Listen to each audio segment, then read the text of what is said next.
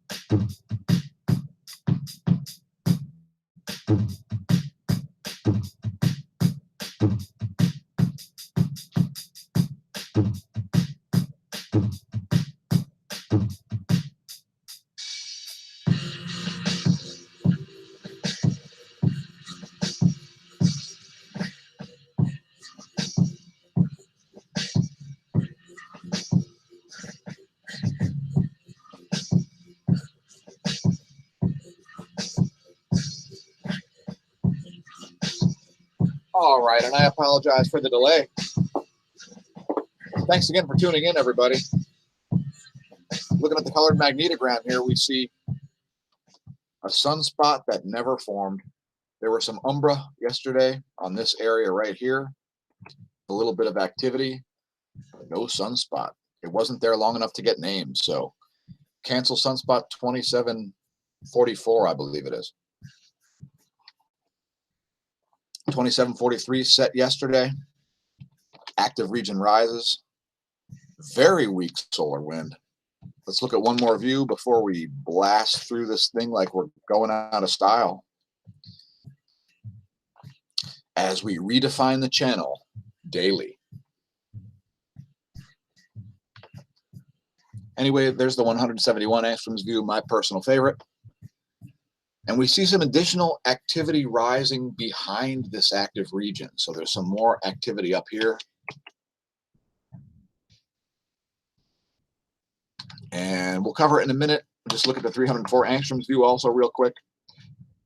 See any filaments, at least around the edge. And we're looking at about 7 hours of solar activity just from today. So June 30th, the first 7 hours of solar activity. Some towering filaments in the northwest. And some significant ones in the southeast too. So something to watch throughout the day there. Let's move on as there's a lot of stuff to cover. Once again, before we do all that, check out our affiliate link at Hemp Lucid. It's in the description underneath this video, so click the description box and check out the Hemp Lucid Spaced Out campaign. If you'd like to support the channel, buy your CBDs via this link. And still got a 30% off sale going for the 1,000 milligram whole plant CBD hemp seed oil suspension. Some Kalki products, THC free products specifically formulated for athletes also on sale, as well as some fish flavored CBDs for cats. And please keep your cats inside the house, as outdoor cats are an ecological disaster unless they're on a farm. Thanks. We're going to look at cosmic rays right at the beginning of the video because, again, we are not typecasted and we have no reason to do any videos. Anyway, here's the cosmic ray situation at Apatity. Nothing to write home about there. Here's Barentsburg. Pretty nominal there. In other words, same deal. Look look at the Athens monitor also here. We saw a spike in the last few hours at Athens, and then a calming down. How about Mexico City? Here's what's going on there, cosmic ray wise. Next, we'll look at Moscow.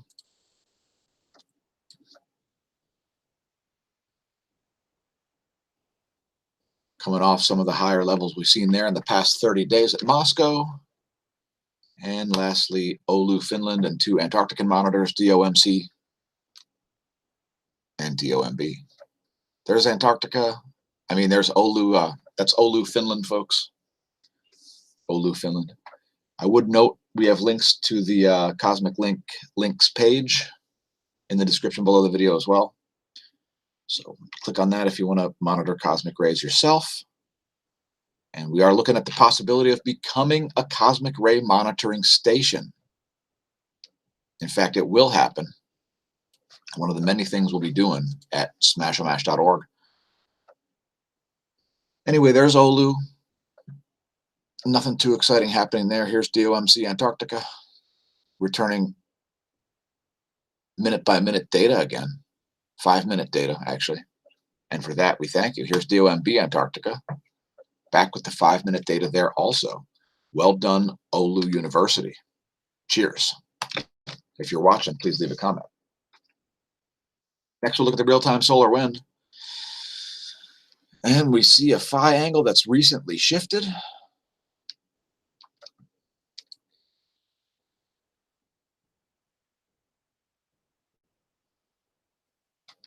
BT is at about 4 and BZ is at a positive 1.7. So that's a good sign for earthquakes, as that's not really a risk factor. Solar wind density, though, extremely low at 9.94, less than 1 proton per cubic centimeter. Solar wind speed quite low also, 331. When this gets down to the low 300s, that's as low as we typically ever see it get. Next, we'll check out the magnetosphere movies here, as we typically do the archive 4 hours of this data every day. So if you want to see some other day, go look at our old videos, and we see some extremely odd density anomalies here in the magnetosphere. As the leading edge, note the meridional plane especially.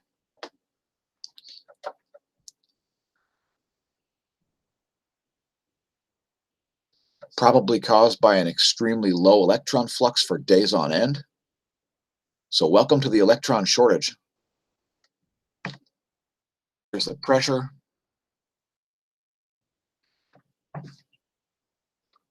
And this 4 hours of data courtesy University of Michigan Geospace Model V1.5, the space weather modeling framework. Links in the description to this also. If you'd like to watch this, please do. Very low pressure, especially right here at the end. Check this out. Very low magnetohydrodynamic pressure there. Low electron flux, low proton flux. Next, we're going to look at geospace ground perturbations in the B field.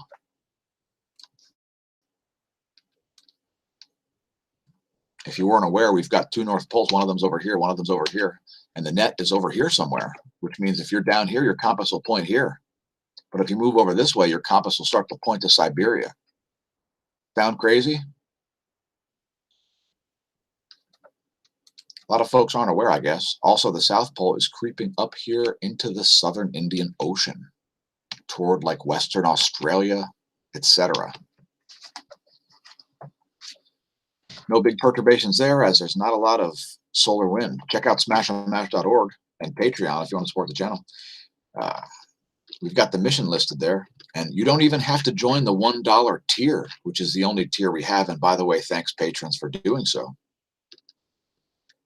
Patreon does take a cut, but we want to see people get paid for their work. So we'll go over the mission real quick, which is to assist, study, and report on the ongoing formation of unified theory of physics to raise the awareness of the general public of the relationship between space weather and Earth effects. to connect and consult with media organizations, to multiply our reach, demonstrate cutting-edge proof of concept solutions to problems, publish scientific papers in a multidisciplinary manner, including but not limited to the sciences listed on the screen, to assist mankind in advancing the study of predictive phenomenon, to do things like optimize value and reduce risk and liability and save lives and resources and adapt no matter what the adversity is, and to not be ossified in our beliefs, and to treat those who are with love, respect, and inclusion to the scientific discussion.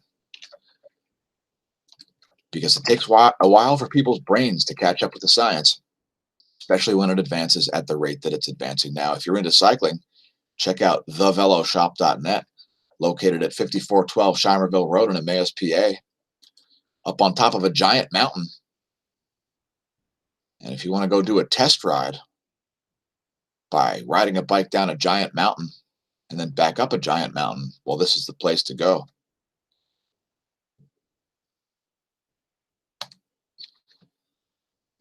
Also, if you want to sponsor the team, please email me at smashomash@gmail.com. That's smashomash@gmail.com.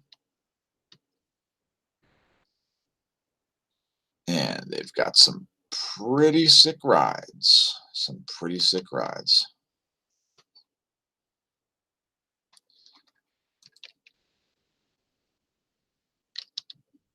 In any case, theveloshop.net. If you want to spruce up your bike, maybe order some parts. How about a new seat post? I could use a seat post for a bike or two. How about a carbon? How about a carbon salsa? It's only 95 bucks. Major upgrade to your bike. Salsa, one of the best manufacturers you'll find. Here's one with an offset. Anyway, thanks for everybody who contributes. Thanks to everybody who contributes. Every little bit counts, as it increases the probability that our channel will not go out of existence suddenly. Yes, we've been doing space weather every day for over a year without missing a single day, as consistency is the key. So check out some of the original music we feature also, such as, how about Red Button? Add it to your MP3 collection for 99 cents. So check out the SoundCloud stuff. It's a little bit older and more odd. 10.7 centimeter radio flux, still at 68. So despite some activity rising on the sun, we see a weak 10.7 centimeter radio flux, a solar minimum-ish condition, because it's solar minimum, and we ain't out of it. We're not seeing a whole heaping helping of cycle 25 activity yet. Still above predicted values, though, thank goodness. Let's check out space weather news to look at the rest of the data here, like the totally flatlined X-ray flux and the magnetometer showing exactly what was forecasted, weak readings here. We saw a sudden spike in the KP there. Not sure what was up with that. We did see some anomalous readings here also on the solar wind, especially on the Discover, which has been known to occasionally have some issues when it experiences radiation. For some reason, the ACE, which is an older spacecraft, sees less of these anomalous spikes in the solar wind, which aren't likely real, especially the temperature ones. But when we get to measuring temperature in space, we're not going there, because I don't want Robitaille tracking me down. Anyway, there's the magnetometer readings, just about as forecasted. KP is now back to 1. And we got an electron shortage going on, folks. So if you've got electrons, watch out. Space is trying to steal them. That's all I'm saying. No charging hazards for satellites. And the F2 layer is extremely discharged, even on the sun-facing side. Check it out. Here's a full screen. Dude. And this is updated less than 10 minutes ago. This is 9-minute-old data. F2 layer exceedingly discharged, all the way down to 7 megahertz on the F2 side. And if you're leaving stupid comments where you think mankind has the wattage capabilities to change how this stuff operates, then I feel sorry for you, because you're talking about probably something in the quintillion watts in order to do this, which is why the sun can, and why guys in planes with jets with lasers on them can't. So please do not comment on my Instagram, or you will get the dumbest post of the month certification. Or where I say, if you think that's geoengineering, you're a dummy. Because remember, folks, there are no stupid questions, as a question is an inanimate object. However, there are stupid people. Here are the aurora forecasts. They're extremely weak. We'll show you the X-ray imager here, just because we are expecting the X-ray environment to increase here over the next 3 days, unless this plage continues to weaken. Now, this sunspot kind of evaporated. Leave a comment if you know what the Earth-facing quiet effect is. Let's start a dialogue about that and not cover it in this video. The Earth-facing quiet effect, or phenomenon, or whatever you want to call it. Why do sunspots turn off when they face the Earth, folks?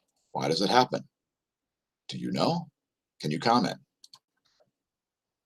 Because nobody really knows, but that's part of the reason why we pose the question. Here's the latest data out of the Gong 2. It's 1 hour and 41 minutes old. And this is why we're seeing these weak readings in the ghost magnetometer at the same time as a weak solar wind. When you see these plasma layers out here that are just hovering, see that? We're getting weak connections to the sun's B field here. So anyway, we're looking at essentially the Z component as far as the colors of these portions of this this model. So the red portion is associated with the solar polar south pole, and the green portion is the solar polar north pole charged portion of the current sheet. So as the sun spits out plasma and rotates and makes this spiral of plasma, there's a charge disparity in that plasma, which is controlled by the sun's B fields. And again, the sun's Z fields. The north Z field represented here in green, and the south Z field represented in red. And that affects the polarity of the current sheet, and that's how we're able to forecast what the ghost magnetometer will read. When you get direct field force lines, such as this region right here, you get a higher net magnetic effect than you get when you see these big piles of plasma. Keep in mind that means there's a filament there also. We're going to look at the stereo A in just a moment, a very short moment, because here they are. Here's the view from stereo A, and that's 304 angstroms. And here's the coronagraph. Should be able to see some filamentary stuff going on with this.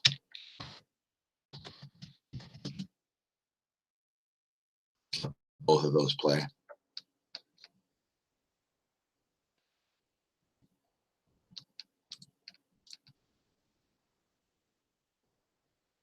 So we're looking at data here, quite current.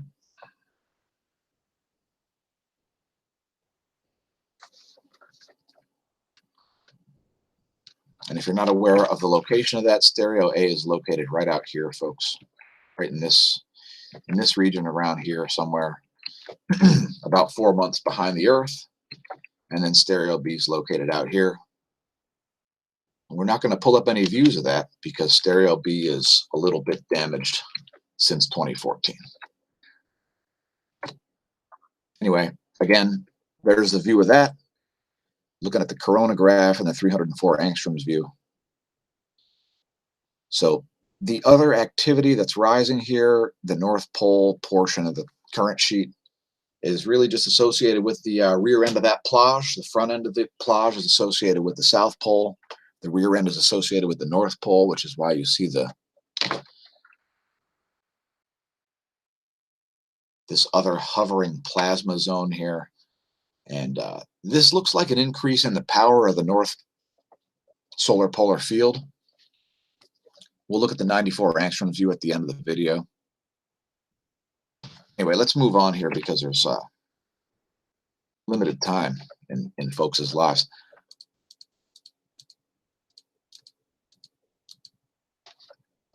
Here's the location of planets and so on in 1 week. Saturn opposition is coming on the 9th. Here's a location of objects above my head. Head to in-the-sky.org if you want to make your own star map. The moon is just on the horizon. If you got a low horizon right now, you got Jupiter on one horizon and the moon on the other one, right on the ecliptic, and also Saturn in the process of setting. So check that out.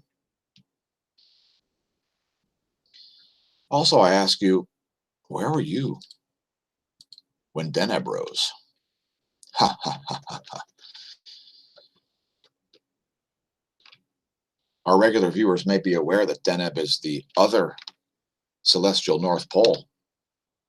I don't know if you care, but follow us on other social media, such as Instagram. If you want to see more personal stuff, such as this complaint from work. We had some fail notes yesterday. Big ice packs. How about non-frozen ice packs? All right. Nobody knows what that means, but anyway. Here's yesterday's bike ride. Here's a fitness tip. You ain't got to do a long ride to get in a killer workout, y'all. You could just do a ride like this and get like a 40-minute workout in. It's pretty good. Ned Overend would agree. If you're watching the video, Ned Overend, Team Specialized, please leave a comment. Follow us on Twitter if you like, and Facebook if you like. All of these are URL /smAsho, twitter.com/smAsho, facebook.com/smAsho, gab.com/smAsho. Who needs the government when big tech will censor you for free?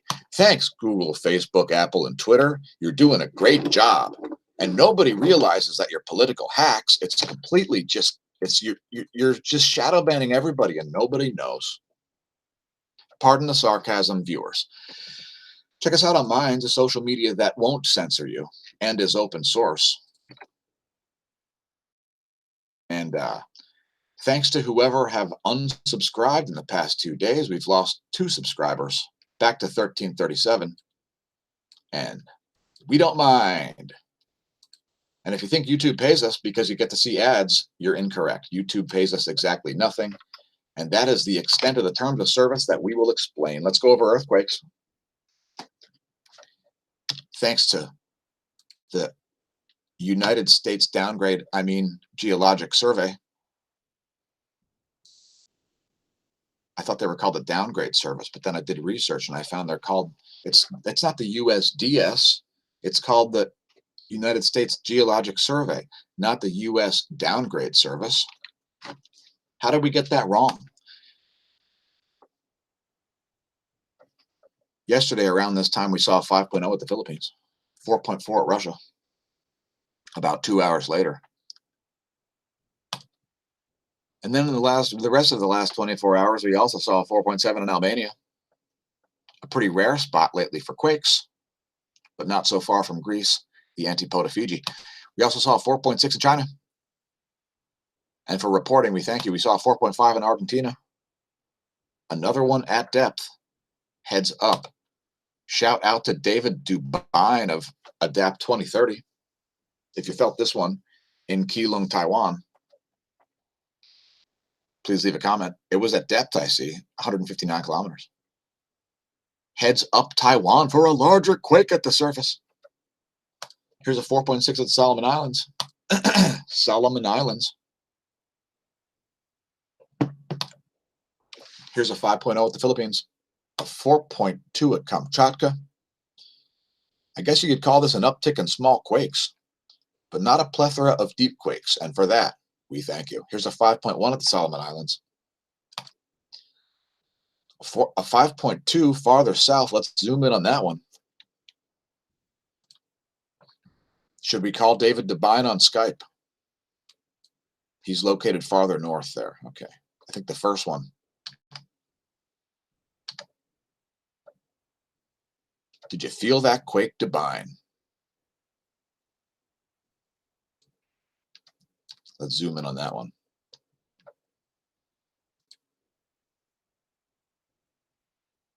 Probably felt in, well, not sure. It's pretty hilly there. Anyway.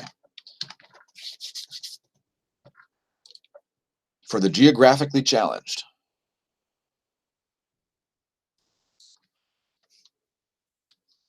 I would get a B+ in geography, but not an A. How about a 5.3 at depth at the South Sandwich Islands? I'd say heads up there, but there's practically no one there. How about a 5.0 at North Ascension, a French island and popular vacation spot off the coast of Western Africa? Another 4.9 there. 4.5 at Mexico, southern Mexico. Another deep quake at Chile. Heads up, folks around the Andes. You've been having deep quakes for days. I'm sure you're prepared for quakes. It's part of your culture. How about a 4.6 for Guam? Second quake in the last couple of days in that location. A 4.9 at Tonga, 4.9 at Ascension, 4.5 at Japan, 4.4 at Turkmenistan. Shout out Turkmenistan viewers, Turkmenistanis. If you're able to see this video, please leave a comment. We don't expect to see any comments. How about a 4.3 at Alaska? I'm going to zoom in on that one, as there are volcanoes such as this one right here. Damn. So there's another one. It looks like it's in a rift zone here.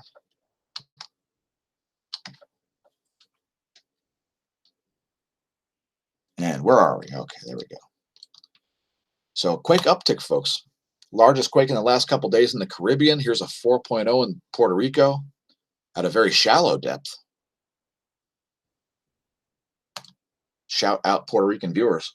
How about a 4.5 at Chile? 4.4 at Dominica. There we go. 4.5 at Dominica, rather. That's the largest quake. There you go. And that one's at depth, so heads up Caribbean. Expect to see a larger quake at the surface. Look for low pressures. How about a 4.5 at Japan? Also at depth. Heads up Japan for a larger quake at the surface. Look at pressure maps after we look at the North jet stream, which is not a jet stream. Look at this area here.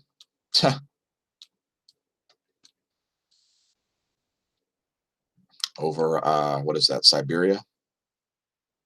Check out that flow.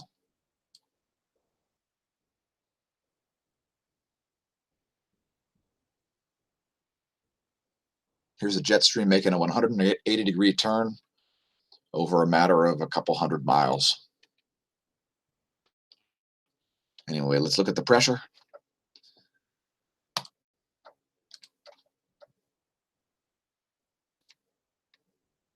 Those of you in earthquake-prone zones, if you see an anomalous pressure zone, especially a low pressure, such as one that's not moving west to east, or one that's moving from east to west, that's an anomaly. So let's let this play for a minute. We see an anticyclone off the coast of southern South America, as well as south of the Aleutian Islands, characterized by dry air, rotating clockwise in the northern hemisphere or counterclockwise in the southern. So here's a very blob-like low. So I expect to see more earthquakes in the Aleutian Island chain.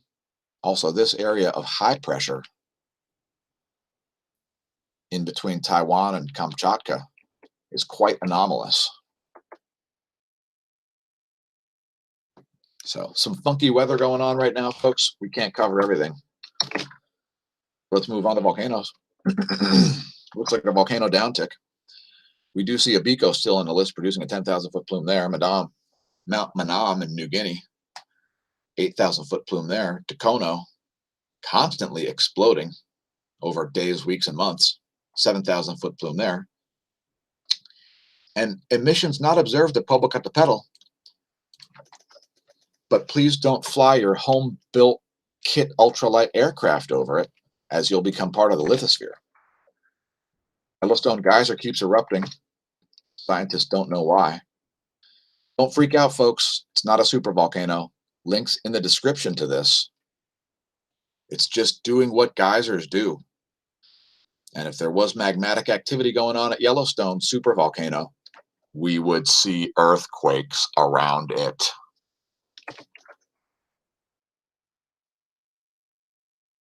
Here's a US Doppler radar, which we have to refresh.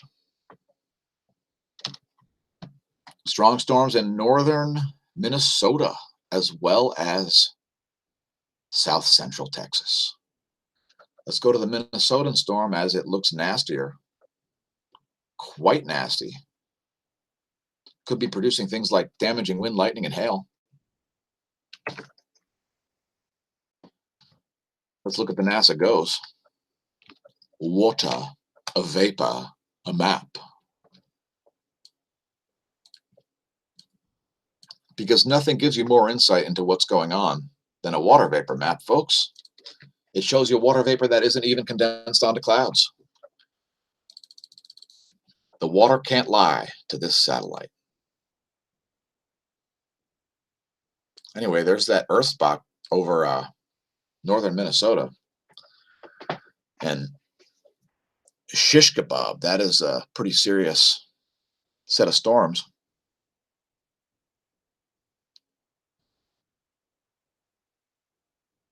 And we see all kinds of phenomenon there in the clouds that are things that could not possibly be produced by mankind, including through the use of nuclear weapons.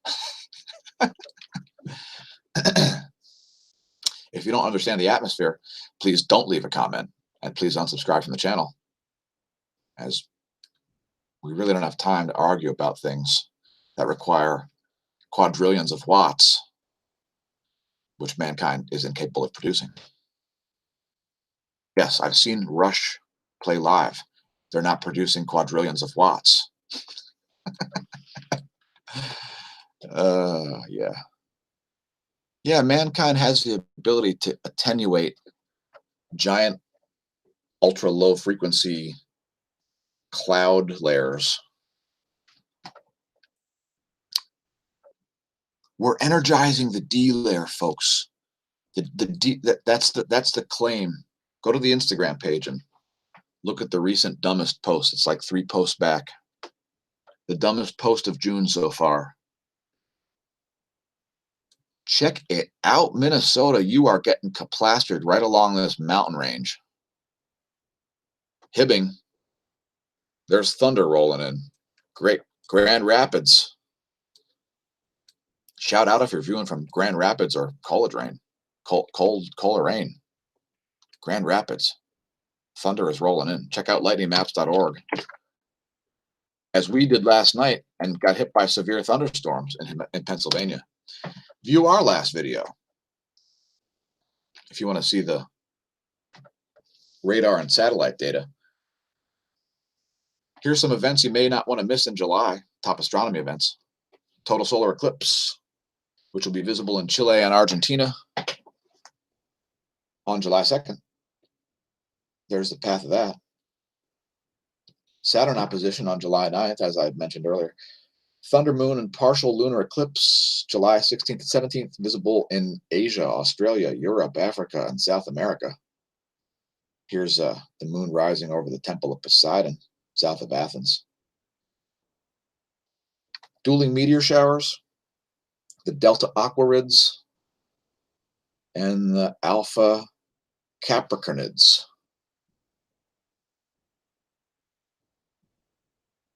So we'll have a double meteor shower there.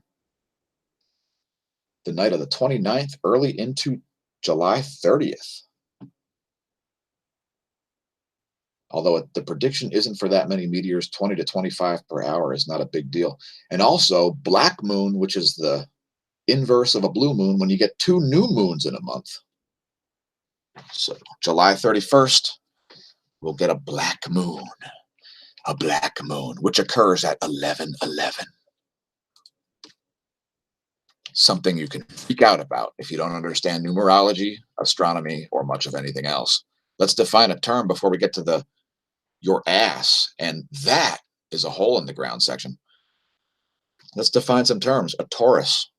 When we talk astronomy, we mean a donut-shaped surface generated by a circle rotated around an axis in its plane that does not intersect the circle. A toroid. A surface generated by a closed plane curve rotated about a line that lies in the same plane as the curve but does not intersect it. A body whose surface has the form of a toroid. Now, your solar system is in the shape of a toroid. The very famous photograph of M87 is not a photograph of a, quote, black hole, end quote. It's a photograph of a plasma toroid. Here is that photograph we're referring to. Massive galaxy M87.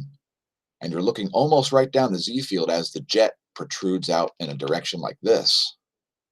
And that's what's obscuring the center of this, not a, quote, black hole. This thing is made of condensed matter, not of a collapsed star, as stars don't collapse, since they're made of condensed matter in the first place. Now, I apologize, I can't give credit for this image. I'm not sure where it comes from. It could be phys.org. Not exactly sure. It's the image of a black hole, or what folks call a black hole. And what we observe is jets coming out perpendicular to the poles of the toroid. In other words, the center of the donut hole typically has a jet coming out of it, which these things are all fractals of each other, folks. This is the sun's Z field, or the black hole's Z field. And this here, the toroid, is the B field. That's the one which you live in. Although, if you're viewing the video from a different universe, plane of existence, galaxy, solar system, or through remote viewing, please leave a comment. After all that, now we're finally on to the that is an ass and that is a hole in the ground section, as there are a lot of asses on the internet. So let's move on to objective search engines like DuckDuckGo.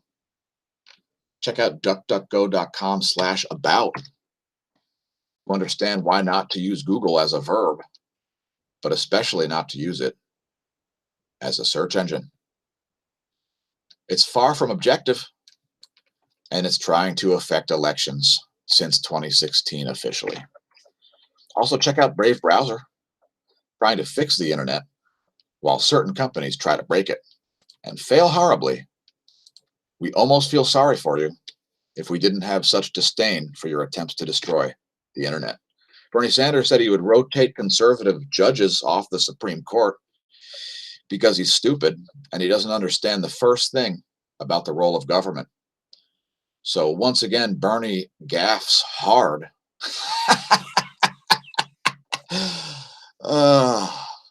Bernie. See, we didn't watch the debates. Maybe I should watch the debates. But, oh, man. I do not believe in packing the court, Bernie said. We've got a terrible 5-4 majority conservative court right now, but I do believe constitutionally that we have the power to rotate judges to other courts. And that brings in new blood into the Supreme Court, and a majority, I hope, will understand that a woman has the right to control her own body, and that corporations and the 1% cannot ruin the United States of America. Oh, wait, run the United States of America. Hey, Bernie. Supreme Court nominations are lifetime. You can't rotate justices into other courts, Einstein. Hey, Einstein, that's not the way it works. Oh, man.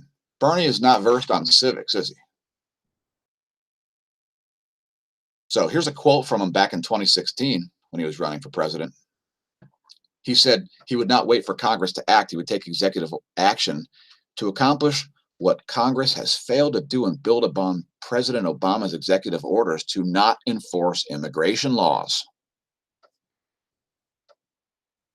Anyway, links to this meme also regarding Bernie's overreach and a legitimate quote by Bernie.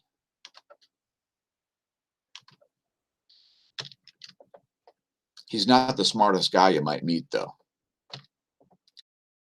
Because on immigration, since he can't get American votes, he wants to import people from third world nations because he thinks they're going to vote Democrat. Let's move on before we lose IQ points talking about Bernie. Check this out. followart.com/tags/smAsho is a thing. I don't know where it came from, but somebody decided to pick up my original memes, such as words to not say, Bernie Sanders. Bernie, as president, would guarantee a job, free college, ponies, and unlimited inflation for all Americans. They even got my good, fast, and cheap Venn diagram, since you cannot have all three. Bernie would be what's fast and cheap, but not good.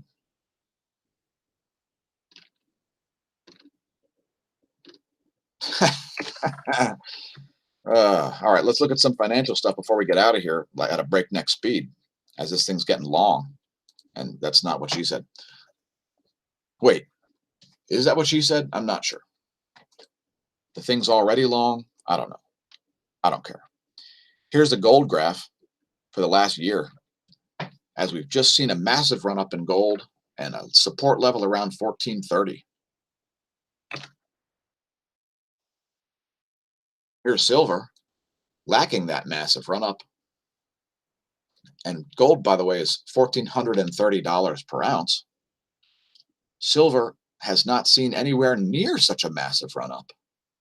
Its support level showed up at $15.50 per ounce, now down to $15.35 an ounce. And no, I'm not trying to run up the price in silver, despite having some very limited investments in it.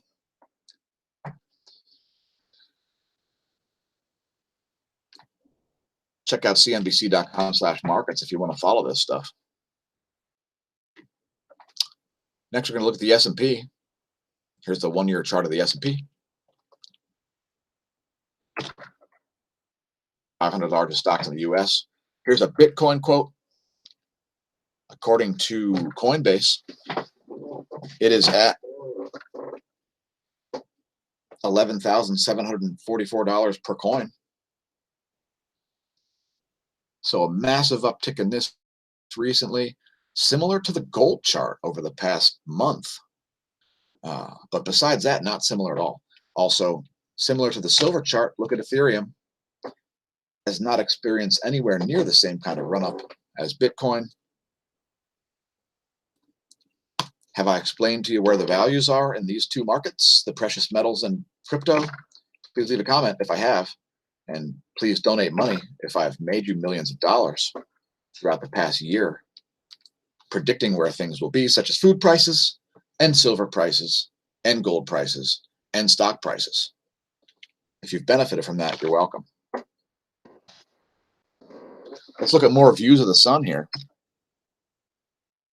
And I'm going to log off as if I just committed an armed robbery, which, by the way, I didn't do. If you thought I committed an armed robbery, you were wrong. So here's exactly 8 hours. We're going to look at the 193 angstrom view, as we did see a coronal hole yesterday. Quite a large defined one. Let's see what's happening with that. It's moving into the Earth-facing zone, folks. So that's an earthquake risk right there, that coronal hole. Again, this is 8 hours of solar activity. We're going to let that play for 1 minute and take a break and be right back.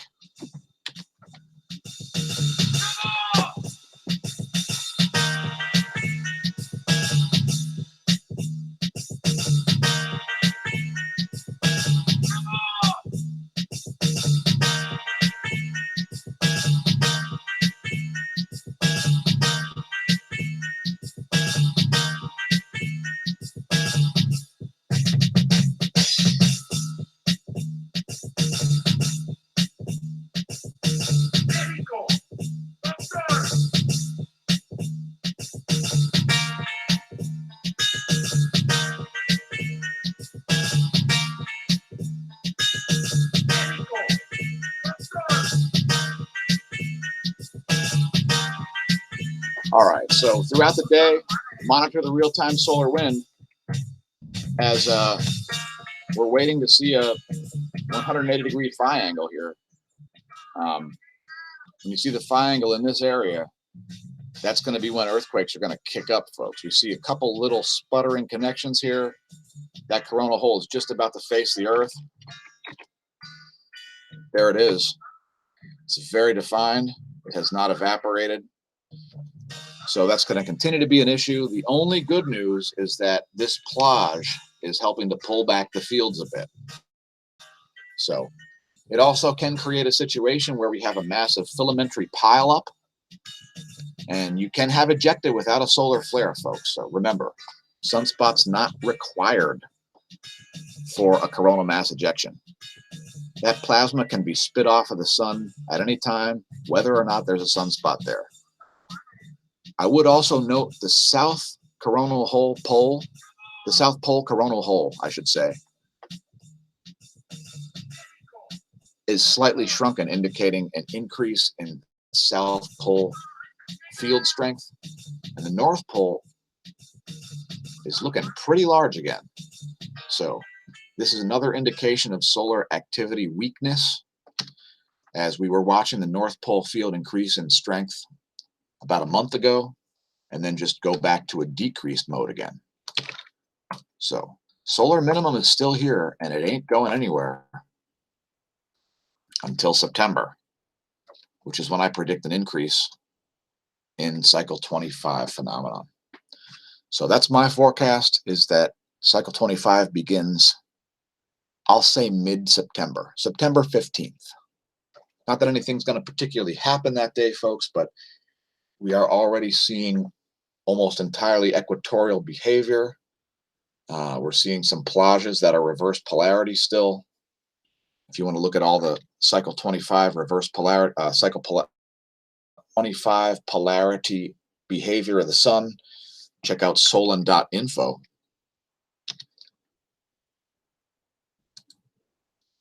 There's a whole area just specifically devoted to cycle 25 behavior.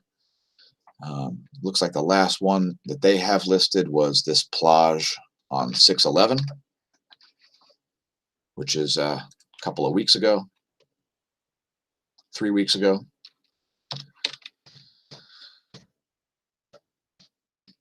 Well, anyway, folks, thanks for tuning in. Please share on your social media, attempt to get us more subscribers, etc., as we are just completely bogged down at 1,300. Not that it really particularly matters. So thanks again. Remember, when you're staring at the sun, don't drink. And if you drink, stare at the sun anyway. Since it'll never be now again, may the solar wind be at your back and the atherosclerosis absent from your entire circulatory system.